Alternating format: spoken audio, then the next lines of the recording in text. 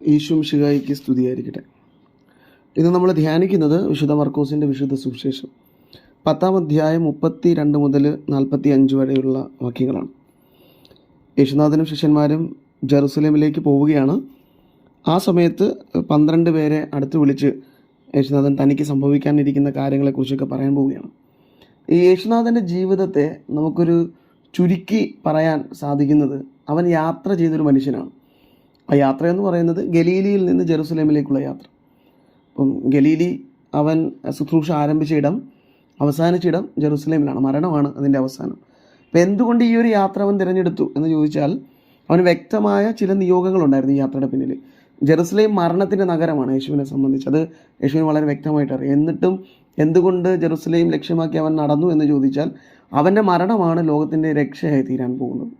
അപ്പോൾ അവൻ യാത്ര ചെയ്തത് ഈ ലോകത്തെ രക്ഷിക്കാൻ വേണ്ടിയാണ്. അതായത് അവരന് വേണ്ടി ബലിയായി തീരാൻ, ഈ ലോകത്തിന് വേണ്ടി ബലിയായി തീരാൻ അവനൊരു യാത്ര തിരഞ്ഞെടുക്കുകയായിരുന്നു. അപ്പം യേശുനാഥനോടൊപ്പം ചില മനുഷ്യരും യാത്ര ചെയ്യുന്നുണ്ട്, അവൻ്റെ ശിഷ്യന്മാരാണ്. അപ്പോൾ ഈ ശിഷ്യന്മാരിൽ തന്നെ 2 പേര്, യോഹന്നാനും യാക്കോബും, യേശുവിനോടൊപ്പം യാത്ര ചെയ്തിരുന്നത് മറ്റുള്ളവർക്ക് വേണ്ടി മുറിഞ്ഞു തീരാനൊന്നുമല്ല, സ്വന്തം സ്വാർത്ഥ താല്പര്യങ്ങൾക്ക് വേണ്ടിയാണ്. അപ്പോൾ അതുകൊണ്ടാണ് അവർ വന്ന് ചോദിക്കുന്നത്, എനിക്ക് നിൻ്റെ ഇടതും വലതുമൊക്കെ ഇരിക്കണം എന്നൊക്കെ പറയുന്നത്. അതായത് യേശുനാഥൻ ഈ യാത്ര അവസാനിക്കുമ്പോൾ രാജാവായി തീരുമെന്നും എല്ലാം വെട്ടിപ്പിടിക്കുമെന്നും അപ്പോൾ ആ രാജ്യത്തിൻ്റെ വലിയ പദവികൾ അലങ്കരിക്കാൻ തങ്ങളെ അനുഗ്രഹിക്കണമെന്നും ഒക്കെയാണ് ഈ ഒരു പ്രാർത്ഥന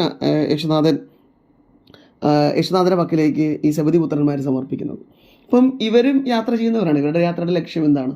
സ്വന്തം സ്വാർത്ഥ താല്പര്യങ്ങൾ. അപ്പോൾ 2 യാത്രകളാണ്. അപ്പോൾ യേശുനാഥനോടൊപ്പം നമ്മൾ യാത്ര ചെയ്യുന്നുണ്ടെങ്കിൽ നമ്മുടെ ലക്ഷ്യം യേശുനാഥൻ്റെ യാത്രയായിരിക്കണം, അവൻ്റെ യാത്രയുടെ ലക്ഷ്യമായിരിക്കണം. ഈ അപ്പോസ്തലന്മാരുടെ കാര്യത്തിൽ അത് പിന്നീട് സംഭവിക്കുന്നുണ്ട്. ഒരാളൊഴികെ ബാക്കിയുള്ളവരൊക്കെ ക്രിസ്തുവിനോടൊപ്പം യാത്ര പൂർത്തീകരിച്ചവരാണ്. ക്രിസ്തുവിൻ്റെ അതേ ലക്ഷ്യങ്ങൾ ജീവിതത്തിൽ പ്രാവർത്തികമായിക്കൊണ്ട് ഈ സെബദി പുത്രന്മാർ തന്നെ ക്രിസ്തുവിൻ്റെ പാനപാത്രം കുടിക്കുകയും അവർക്ക് വേണ്ടി ബലിയായി തീരുകയും ചെയ്ത വ്യക്തികൾ. ഇപ്പോൾ നമ്മളോടും സുവിശേഷം പറയുന്നത് ഇത് തന്നെയാണ്. എൻ്റെയും ജീവിതയാത്ര, ഇപ്പോൾ നമ്മുടെ ജീവിതയാത്ര എന്ന് പറയുന്നത് സ്വർഗീയ ജെറുസലേമിൽ ലക്ഷ്യമാക്കിയുള്ള യാത്രയാണ്. അപ്പോൾ ഈ ജീവിതയാത്രയിൽ എൻ്റെ സ്വാർത്ഥ താല്പര്യങ്ങൾക്ക് പ്രാധാന്യം കൊടുക്കാതെ അവരന് വേണ്ടി മുറിയാൻ ഞാൻ തയ്യാറാകണം. കാരണം യേശുവിനോടൊപ്പമാണ് എൻ്റെ യാത്ര.